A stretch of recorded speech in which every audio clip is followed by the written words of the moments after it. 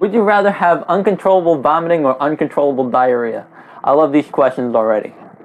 So I'd say I'd rather have uncontrollable diarrhea, mainly because I can ignore the bottom half of my body all I want. This one's from my sister. What's your favorite creative thing to do? I'd definitely say writing, mainly because I am just so much better at expressing my own artistic sensibilities through writing as opposed to illustration. Would it be drawing? Or I'm definitely best at drawing, but painting will be the death of me. And Photoshop makes me feel hella depressed. I have 2 books in the works right now. One of them I have been writing since 2017, January 2017. That's 2.5 years. The other one I just started recently, and because I needed a break from the other book, because what happened with my first book was that I started going a little bit ham on myself. It felt like ripping my own heart out because I criticized every single aspect of myself through my writing. And after I was done, I had to say, okay, enough, I need to take a break. And the novel I'm writing now is much lighter, and it's like an escapist fantasy as opposed to what I was writing. And I don't think I can really express the same level of density through my artwork. And now we get to the serious questions. Political party. I have none. Look, I understand my second Instagram account is called Godless Republican. And that's also what this channel used to be called like 6 months ago when I made my first video. The Republican part of that name isn't necessarily a reference to the party Republican, although I'll admit that it was more of a provocative sort of title, but at the time I was center-right on the political spectrum, which means that I was technically still Republican-leaning. Now I lean a little more left, but I still keep it there because what I claim to be, I call myself a constitutional Republican, which basically means, okay, I believe in upholding the Constitution above all else. We have inalienable rights under our Constitution, and that's why I believe in defending that Constitution to begin with. I'm a centrist. I agree with both parties on different issues, and I've always claimed to be an independent centrist. My bio has never changed since the beginning of my Instagram account, which I created in June, where I say, you know, I am an independent centrist who cares about facts and discussion over tribe. Well, I'm pretty sure I just answered this one. Religion? I have none. In my opinion, collectivism and religion really just poisons everything. And as somebody who's always been this sort of loner, as someone who doesn't work well with people, when someone in the, let's say back in school, you know, someone would put us in a group, I would never get along with the group. If anyone's watching who went to high school with me, you would know that I just don't work well with groups. I've always been that sort of annoying outcast guy. It creates this incentive in me to criticize everything and not get comfortable in any sort of situation. There's no evidence of any sort of supernatural being other than ghosts maybe. Even that's up for debate. If the Bible had any sort of, you know, factual accuracy, I'd still be a Christian. I'd probably not attend church unless I absolutely had to for whatever reason. But I just don't think about it to my day-to-day life. Alright, I'll take this joke down. It was a stupid joke. At any rate, let's go to the next question, which is the anime you would be most embarrassed to admit that you like. This question implies that I would be embarrassed or ashamed to admit I like anything. I don't have that sort of shame. Instead, what I have is, okay, maybe I shouldn't say that because they won't understand. Ironically, it'd be one of my favorite mangas of all time, Girlfriends by Morinaga Milk. The reason I say this is because this is a Yuri manga, and I extend this to Yuri anime as well as an entirety. If you don't know what Yuri means, it's or shoujo, which is girl and girl romance. If anyone asks what my favorite manga is, I'd be much less likely to say, Girlfriends instead of Berserk, and especially since Berserk has kind of clawed its way to my number one favorite manga of all time, mainly because of how well written it is. There's just so much to Berserk and so much maturity to every single part of Berserk's plotline that I just much rather say in a conversation with somebody I really don't know, Berserk is my favorite manga. If I know them a little more, hopefully, since you're on my YouTube account, you're kind of qualified for this. Girlfriends is one of my favorite manga of all times. I wouldn't be embarrassed to admit that I like it, and that's the thing. That's why I have to, change up the question a little bit. I want to make the point that anime and manga have a huge impact on how I see the world. It is also one of the biggest reasons why I left religion, for instance.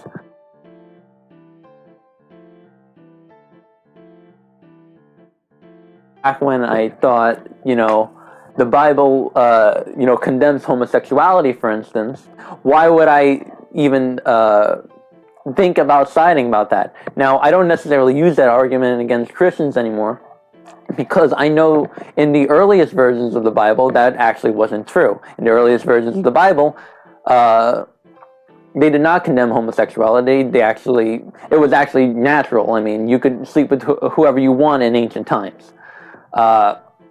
Somewhere along the line, someone tampered with the original script, the scripts leading up to what we now know as the Bible, and now homosexuality is condemned in the Bible. Of course, the Bible still condones many other atrocious things, but you can't say I'm a conservative because I have very progressivist views that do stem from the anime and manga community. I never really had bigoted views to begin with, but I definitely really opposed to those types of things. Even though I will probably defend to the death the right to hold those bigoted views, because I believe in free speech and free expression. How do you feel about all the riots and rebellions happening in countries, example, China and Russia? The protests currently flaming in Hong Kong, which is a rebellion against a totalitarian communist regime, is honestly really inspirational.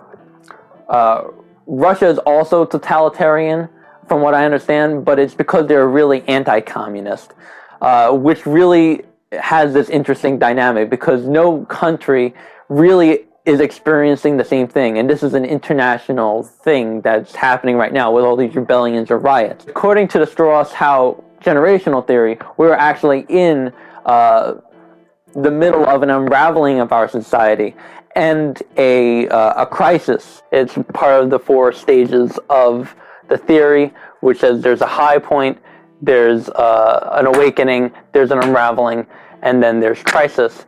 Link in the description if you want to research the theory. France and Sweden are also facing their own crises and rebellions. Yellow Vest protests in France don't want a welfare state and are tired of elitism. And I can only say, to my knowledge, that Sweden is suffering from many of the same issues. Meanwhile, in America, both of our political factions believe they need to rebel against their elite oppressors. Both sides of the political aisle believe the opposite is in violation of human rights. And like Sweden and France, we are seeing ourselves headed for civil war and civil conflict. Right now, I'd argue, yes, the world is facing an existential crisis. Everyone has largely different beliefs, and along with the decline of religion, something I'm kind of a part of, everyone is searching for purpose and meaning and trying to make a change. This is why we are seeing the rise of very freaky ideologies, from flat earth movements to intersectional feminism. This is why identity politics is on the rise, next to socialist policies, such as gender and racial equity and reparations. And this is what's ultimately inflaming tensions in America. Both sides believe the opposite is in violation of human rights. The easiest example is the abortion debate. A pro-lifer looks at a pro-choicer and says they're killing a baby. Meanwhile, a pro-choicer thinks they're oppressing women and or they're only pro-birth and they don't care about the baby at all because X, Y, and Z. On a larger economic scale, when we see Bernie Sanders, for instance, saying, healthcare is a human right, not a privilege. Healthcare is a human right, not a privilege. I believe that. I will fight for that. In order to rally his base, you see the problem now? Healthcare isn't a human right, it is a privilege. When you start saying healthcare is a human right, now who's denying that human right? The people who don't agree with that. Now think about all the idiots who take it to the next level and view all social benefits as human rights, and suddenly there's a demonization of one side of the political spectrum. We do see a lot of Antifa anarchists also being communists. You know, Antifa is a terrorist group. And I see Hong Kong protesters waving the American flag and singing the national anthem.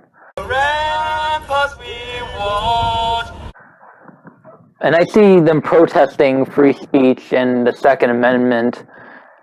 And then I look over at the Democrats here and I see them trying to destroy all those protections, both of them in the name for freedom.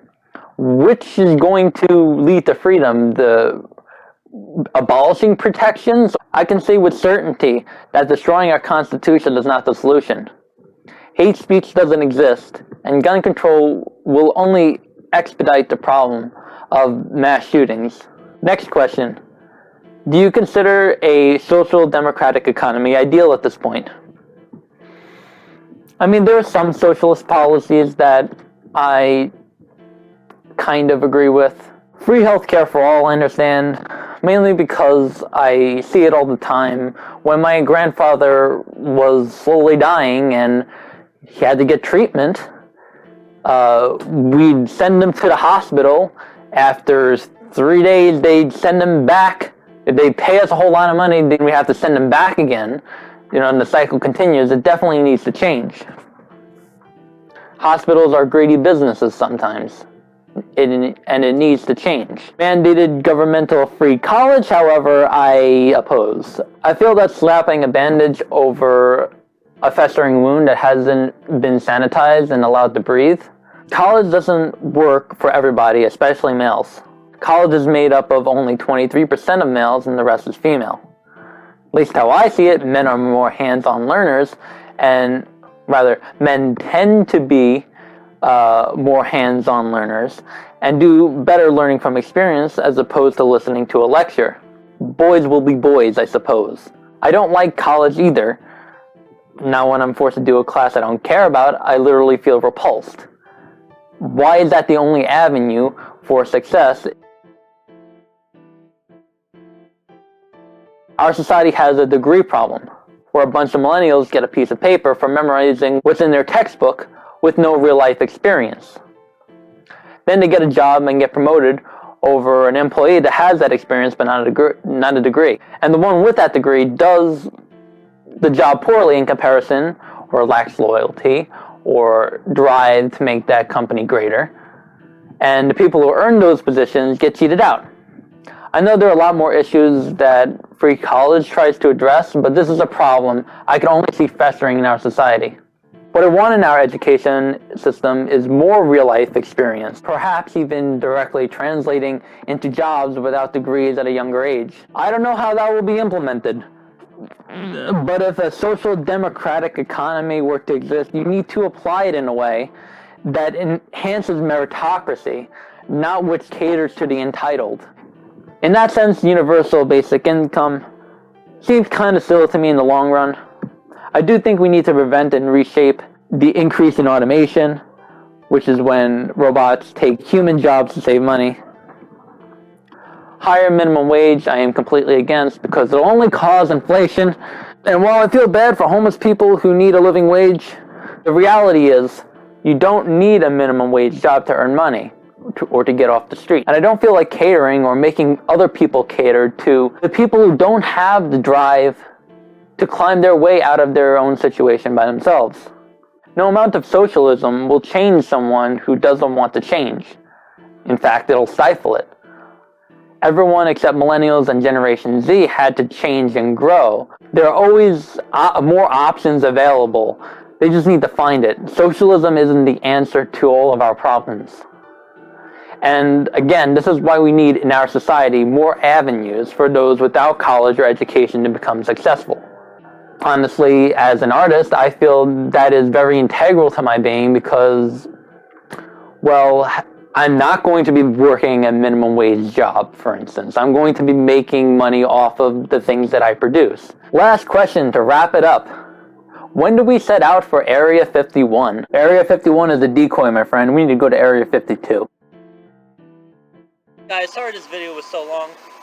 Thank you everybody who submitted comments. I have 2 Instagram accounts that you might want to follow. At Senpai Nick for my art and personal life. At Godless Republican for my political commentary and anything I feel like debating about. Until next time.